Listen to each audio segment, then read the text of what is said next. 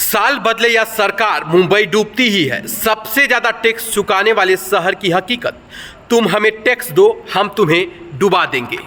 नमस्कार, आप देख रहे हैं आकाश तक और मैं हूं आपके साथ आकाश राय। महाराष्ट्र में एकनाथ शिंदे मंत्री से मुख्यमंत्री बन गए, लेकिन मुंबई कर की किस्मत क्या उनके सरकार में बदलेगी? महाराष्ट्र में देवेंद्र फडणवीस मुख्यमंत्री से उप मुख्यमंत्री, नेता विपक्ष से डिप्टी सीएम हुए, लेकिन क्या बारिश में जनता की किस्मत जस की तस रहेगी या कुछ बदलेगा? महाराष्ट्र की सियासत में जो बागी बने वो असली बनने में लगे हैं। जो सत्ता में थे वह विपक्ष में चले गए, जो होटल में थे वह मंत्रालय में पहुंच गए, जो मंत्रालय में थे उनकी घर वापसी हो गई।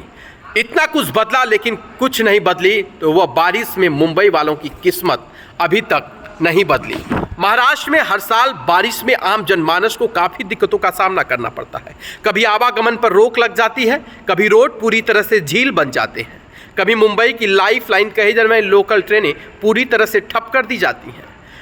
लेकिन आपकी भावनाएं धर्म के नाम पर आहत हो जाती हैं, भोजन के नाम पर आपकी भावनाएं आहत हो जाती हैं, पशु के नाम पर आपकी भावनाएं आहत हो जाती हैं। कोई आपके धर्म के नाम पर गाना गा दे तो आपकी भावनाएं आहत हो जाती हैं।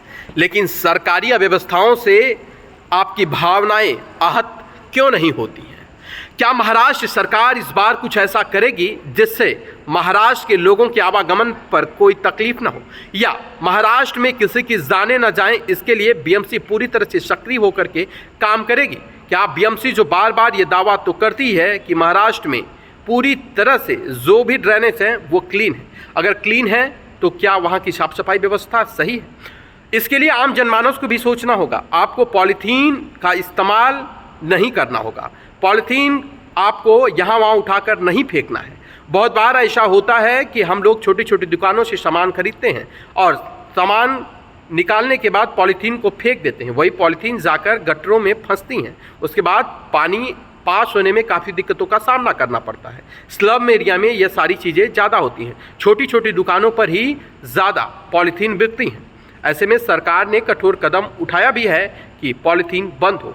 बीएमसी का भी सपोर्ट आम जनता को करना होगा और सरकार के साथ कंधे से कंधा मिलाकर चलना होगा, और सिस्टम को सही करने के लिए और व्यवस्था को सही करने के लिए हम सभी लोगों को जिम्मेदारी उठानी होगी। आपकी जिम्मेदारी, आपका जागरूकता और आपके समाज में बहुत से लोगों के जीवन को बचा सकता है। आप बहुत बार देखते होंगे कि लोग पानी में डूबकर मर गए।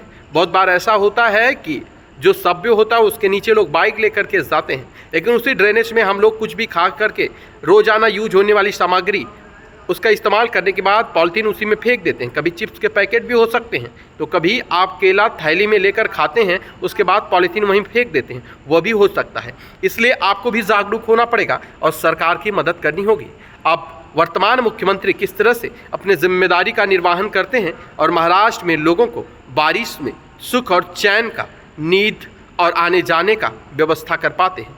क्यों नींद का जिक्र इसलिए करना पड़ रहा है? जिसका परिवार बारिश में फंस जाता है उसके घर में नींद हराम हो जाती है, और जब टीवी और न्यूज़ चैनलों पर दिखाता है मुंबई में भारी बारिश की वजह से सारी आवागमन को बंद कर दिया गया है और जितने भी संसाधन हैं उस पर रोक लगा दिया गया है, क्योंकि उस दौरान मुंबई के जो रोड होते हैं वो पूरी तरह से झील हो जाते हैं जब पानी भर जाता है।